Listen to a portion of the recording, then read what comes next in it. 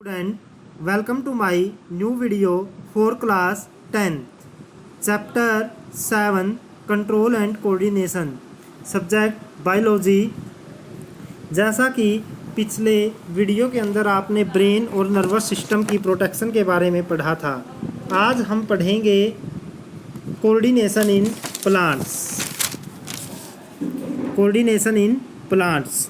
Why plant show slow response toward stimulus.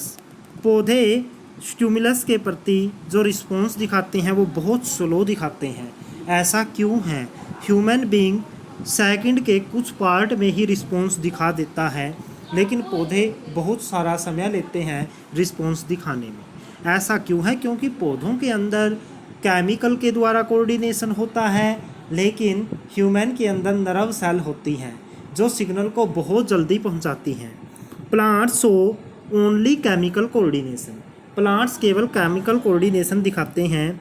There are no nervous system. यहाँ पर कोई nervous system नहीं होता. Chemical take time. केमिकल को टाइम लगता है to move from one part to another part. जैसे पौधे के अंदर जो केमिकल मूव करेगा एक पार्ट से दूसरे पार्ट पर, तो उसको बहुत सारा समय लगेगा. यानी क्या हो गया? Plant show only chemical coordination. There are not nervous system. वहाँ पर कोई नर्वस सिस्टम नहीं होता, क्योंकि नर्वस सिस्टम के अंदर ही सिग्नल वेरी फास्ट चलते हैं. Chemical take time to move from one part of plant to another.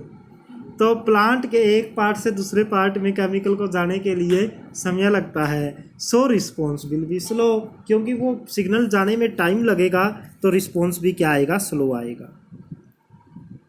अब है प्लांट की movement, curvature movement, locomotion. Curvature movement क्या होती हैं? लोकोमोशन होती है सीधी गति.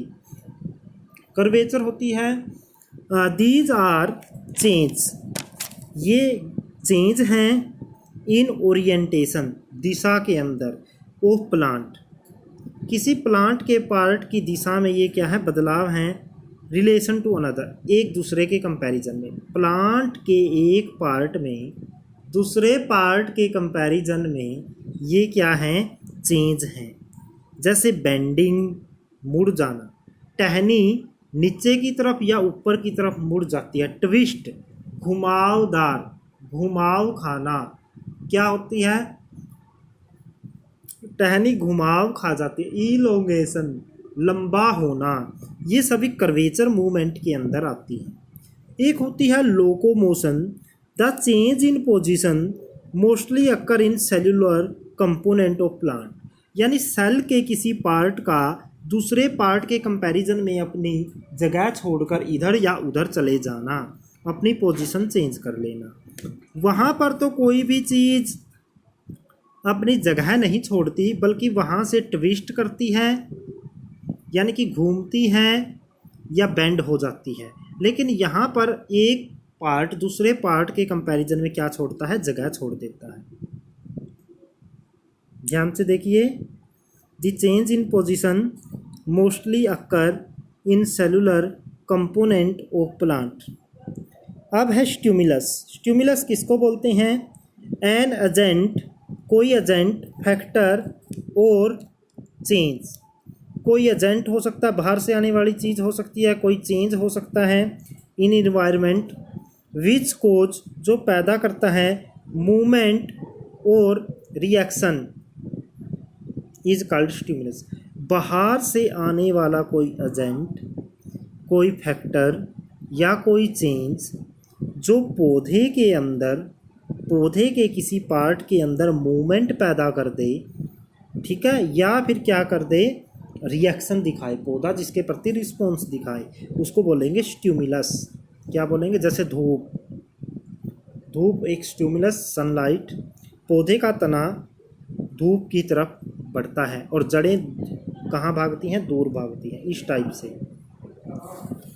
आगे आएगा प्रेस्पेक्टिव रीजन. प्रेस्पेक्टिव रीजन किसको बोलेंगे? The region of plant that detect stimulus. जैसे मनुष्य के अंदर लाइट आती है, सनलाइट आती है जो आँखों से गेन की जाती है, आवाज़ को ईयर से गेन किया जाता है, तो उसी प्रकार पौधों के अंदर जो स्टिमुलस होते हैं उनको गेन जिस पार्ट से किया जाता है उसको क्या बोला जाएगा? Perspective region. The region of plant that detect stimulus, पौधे का वह भाग जो स्टिमुलस को गेन करता है क्या कहलाता है? Perspective reason.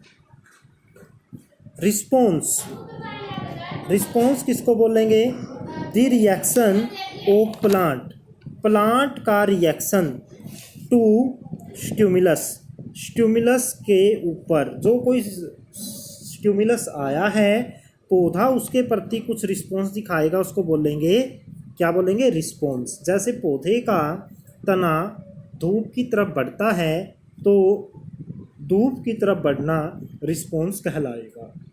या टच मी नोट जो पौधा है अगर हम उसके पत्ती को छू देते हैं तो वो पत्ती नीचे की तरफ मुड़ जाती है, तो ये नीचे की तरफ मुड़ना क्या कहलाएगा? Response. Responsive region, responsive region किसको बोलेंगे?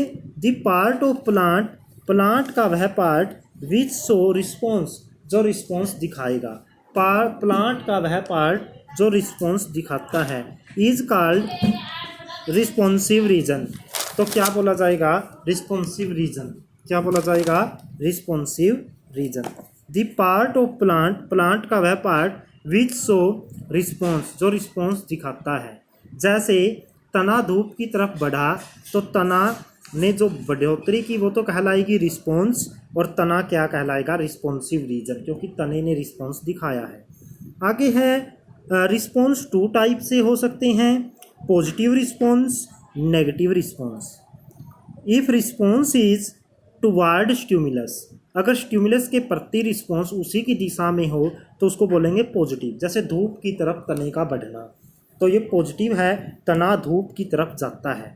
धूप हो गई स्टिमुलस, तना हो गया रिस्पॉन्सिव रीजन, और बढ़ना हो गया रिस्पॉन्स, और ये है पॉजिटिव रिस्पॉन्स। क्योंकि लेकिन if response is in opposite direction to stimulus, अगर रिस्पॉन्स अपोजिट डायरेक्शन में है टू स्टिमुलस, स्टिमुलस के, then it is called negative.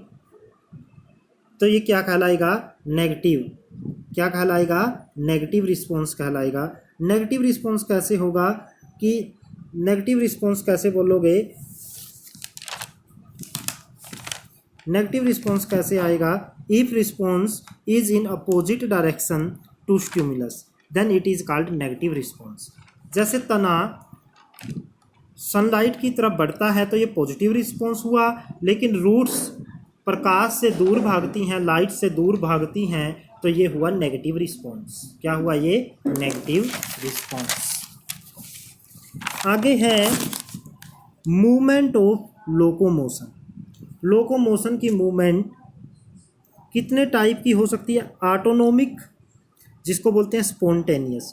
Locomotion होता है जैसे प्लांट के अंदर जो साइटोप्लाज्म है, सेल के अंदर साइटोप्लाज्म हिलता है, तो वो अदर पार्ट के कंपैरिजन में जो हिलता है वो लोकोमोशन कहलाएगी। एक होती हैं पैराटोनिक और टैक्टिक मूवमेंट। तो मूवमेंट लोकोमोशन दो टाइप से हो सकती है, एक तो अपने आप होती है, एक जो अपने आप नहीं होती। These are movement due to intrinsic reason, ये अंदर से ही कारण होता है जिसके कारण ये अंदर मूवमेंट होती है। जैसे स्ट्रीमिंग ऑफ साइटोप्लाज्म, जो सेल का साइटोप्लाज्म है वो लहराता है, मतलब चलता है, हिलता है, वो अंदर से ही सेल के अंदर ही रीजन होता है उसका चलने का, जिसके कारण वो चलता है। तो ये बोली जाती है ऑटोनोमिक, जो अपने आप होती है। दूसरी आती हैं पैराटोनिक।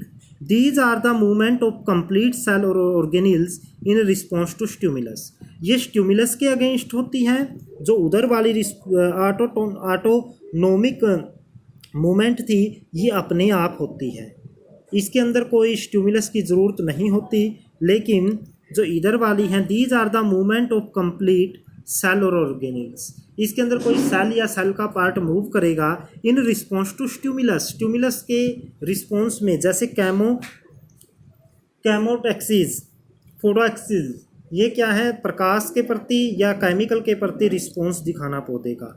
इसके अंदर पौधे का पार्ट अपने आप गति करता है, वो किसी चीज़ के से कंपैरिजन में गति करता है, लेकिन उसके लिए कोई स्टिमुलस की ज़रूरत नहीं होती, लेकिन यहाँ पर स्टिमुलस की ज़रूरत होती है। अगर हम इस चार्ट को देखें, एक बार इस चार्ट को यहाँ से देखो, ये साफ दिखाई नहीं देगा, अब मैं इसको छोटा करके दिखाता हूँ। मूवमेंट ऑफ प्लांट, एक तो होती है वाइटल मूवमेंट, दूसरी तरफ होती हैं हाइग्रोस्कोपिक। वाइटल होती हैं जो बहुत ज़्यादा होती हैं मूवमेंट, जो ज़्यादा होती है, बार बार होती है। हाइग्रोस्कोपिक कम होती हैं। वाइटल मूवमेंट टू टाइप की होती हैं, मूवमेंट ऑफ लोकोमोशन और दूसरी आती है मूवमेंट ऑफ कर्वेचर। लोकोमोशन के अंदर पौधे के किसी पार्ट अपनी जगह छोड़कर क्या होता है, बढ़ता है। लेकिन मूवमेंट इन कर्वेचर को मैं डिस्कस करूंगा, उससे पहले मूवमेंट ऑफ लोकोमोशन को देखते हैं। ये ऑटोनोमिक हो सकती हैं, स्पॉन्टेनियस जो अपने आप होती हैं, और पैराटोनिक हो सकती हैं, जो मैंने अभी डिस्कस की थी, ऑटोनोमिक ये वाली और पैराटोनिक। इसके अंदर क्या होता है, स्टिमुलस के प्रति रिस्पॉन्स दिखाता है और उसमें वो अपने आप होती है। तो मूवमेंट ऑफ लोकोमोशन के अंदर क्या आएंगी, ऑटोनोमिक एंड पैराटोनिक। लेकिन जो कर्वेचर की मूवमेंट होती हैं वो टू टाइप की होती हैं, ऑटोनोमिक एंड पैराटोनिक। उसी प्रकार से ऑटोटोनिक अपने आप होती हैं और ये स्टिमुलस के अगेंस्ट होंगी। इसके अंदर तो आएंगी वेरिएशन मूवमेंट ऑटोनोमिक के अंदर, and growth movement, variation and growth movement. और इसके अंदर आती हैं trophic and nastic movement, trophic and nastic movement, trophic and nastic movement. तो इस चार्ट को दोबारा से देखते हैं, वाइटल, हाइग्रोस्कोपिक। वाइटल के टू पार्ट हो गए, movement of locomotion, movement of curvature. Locomotion के टू पार्ट है, ऑटोनोमिक एंड पैराटोनिक। ऐसे ही कर्वेचर के भी दो पार्ट हैं, ऑटोनोमिक, पैराटोनिक। ऑटोनोमिक के आगे टू पार्ट हैं, variation movement, growth movement. Variation बदलाव, ग्रोथ वृद्धि, गति बढ़ेगी, कोई पार्ट बढ़ेगा। Trophic and nastic movement. Paratonic दो प्रकार के होते हैं, ट्रोपिक एंड नेस्टिक मूवमेंट। तो हम अगले पार्ट के अंदर, वीडियो के अगले पार्ट के अंदर हम इन मूवमेंट को पढ़ेंगे।